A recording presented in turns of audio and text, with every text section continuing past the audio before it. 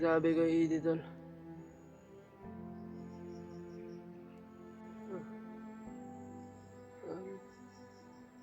Inabal ako ng commander.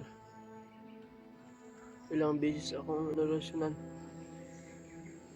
May pumasok sa katawan ko maitim tol.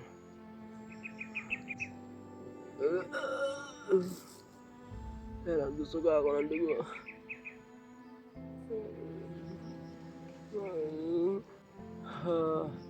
Sabi kay Edie tol. Sa mga kasamahan ko.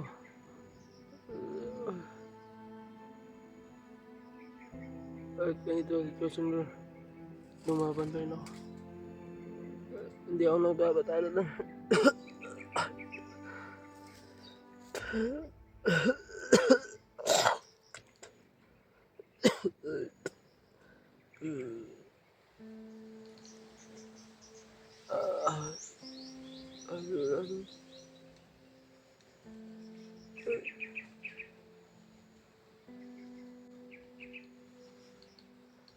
Tatlong araw na ako nagsusuka ng dugo. Umuwi na sana ako. Inarangan ako ng commander tol, nabalik ako dito tol. Inarangan ako.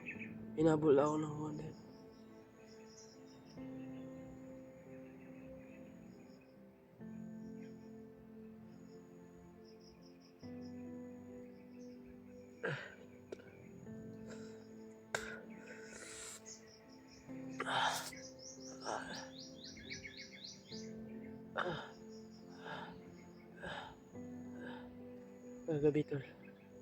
Kagabi, kumilos yung katawan ko tol na hindi ko naman kinontrol. Parang pinapasukan ako ng hayop na commander na yun.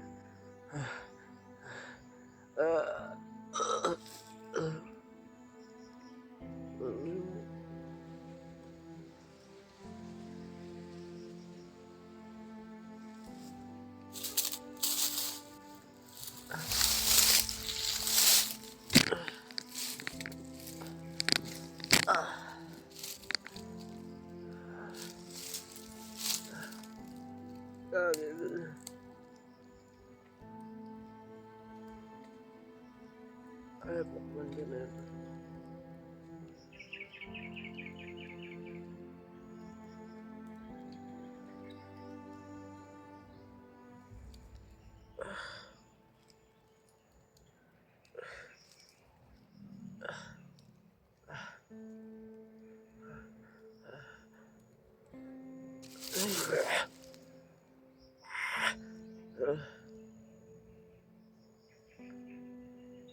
Umikot yung may pumasok sa akin tol. Maitim tol. Maitim. Na parang usok. Pumasok po sa akin. Hindi ko napansin to. Para akong binaril. Kahapon nagsusuka ng dugo.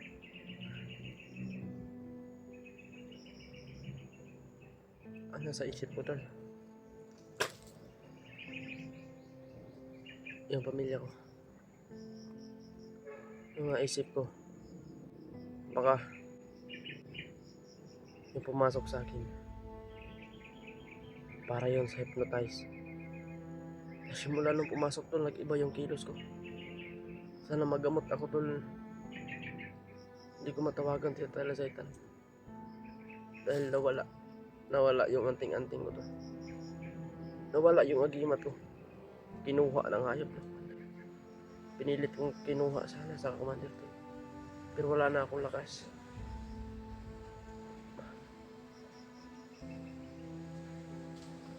Nakaharap ko ang commander. Takbo lang daw ako. Hindi daw ako magtatagal. Mapasakan niya na daw ako tol. Magiging ulipon niya daw ako. Mayroon na daw siyang ipinapasok. Kaya yun tol. Yun ang nasa isip ko tol. Yung pinapasok na yung maitim na usok pin. Yun ang pumasok sa akin tol. Baka yun ang pang-hypnotize niya tol. Sakit. Sobrang sakit.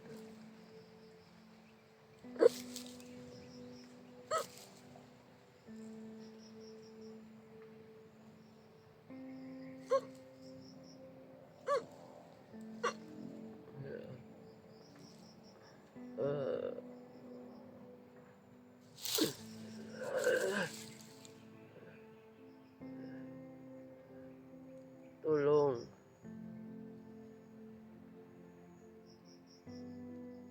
Tulong.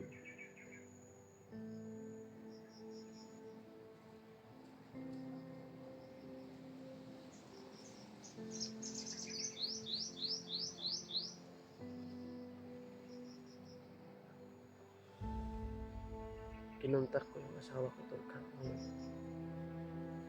Kinuntak ko. Umiyak sila.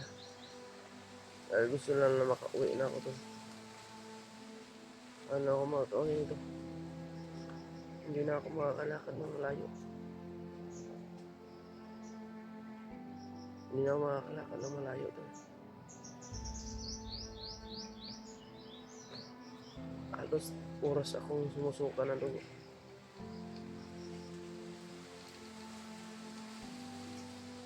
Ang sabi ng commander, hindi daw ako magtatagal. Nag-alala ako tol.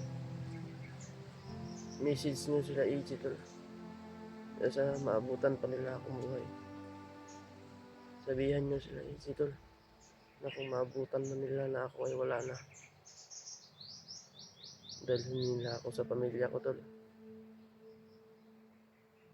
Pakisabi tol.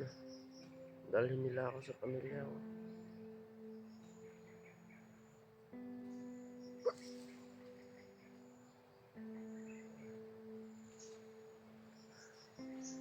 May balak silang i-hypnotize ako tol.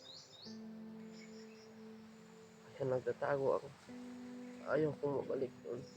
Tadating ako.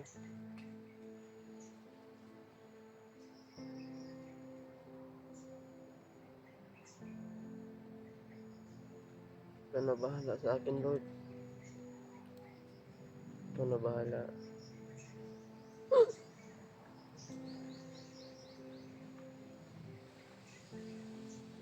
Kung gusto niyo kontakin yung asawa ko tol. Dahil ako hindi na ako. Tumutok ako ng cellphone tol. Lalo akong nahihilo. Nahihilo ako.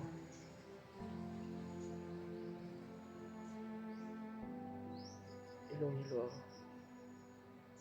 Hindi ko na nga mabasa yung ano tol. Hindi ko na mabasa yung mga letra. Tingin nyo sa cellphone ko, ano, 3 na yung paningin ko tol.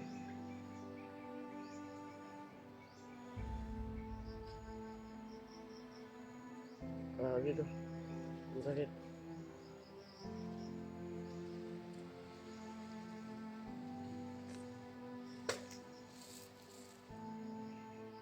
Sakit tol.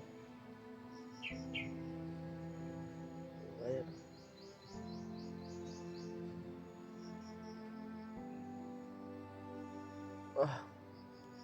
Wala na to. Pinipilit ko na lang talaga yung lakas ko. Para makapagtago lang dito tol. Kasi nito, yung nakaya tol.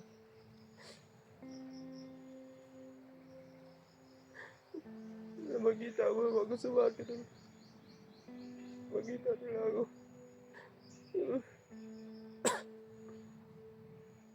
Magkita nila ako.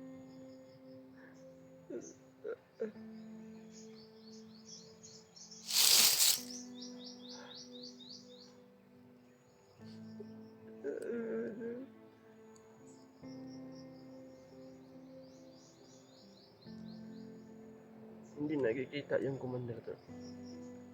Minsan nagtagulilong siya to. Inaatake niya ako na nagtagulilong siya. Nagtagulilong siya, inatake niya ako na nagtagulilong lang hindi ko siya nakikita.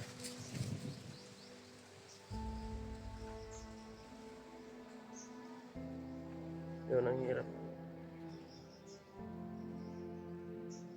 Dahil matake siya na hindi ko nakikita.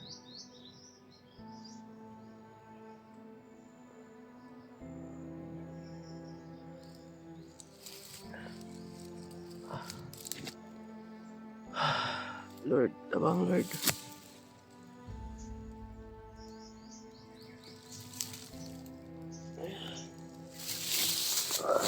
Laka na ako tol.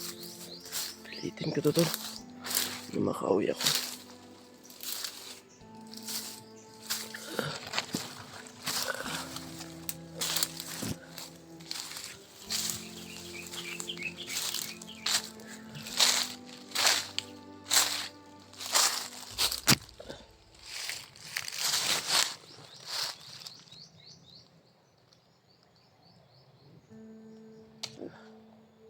Tabang.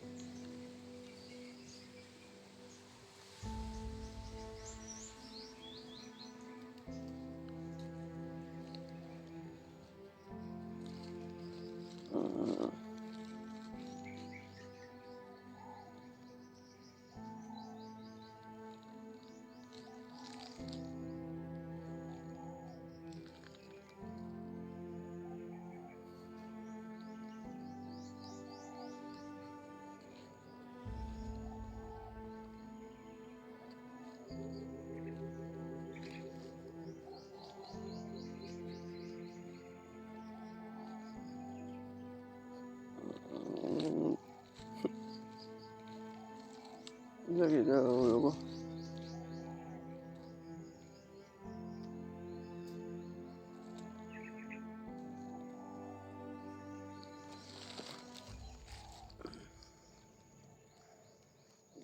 Tol, hindi na kaya tol. Ayaw kong ipakita sa inyo tol lahat ng mga nangyari sa akin. Hindi ba din siya kung wala akong upload tol. Ilang araw wala akong upload. Pasensya sa inyong lahat. Hindi ko kaya.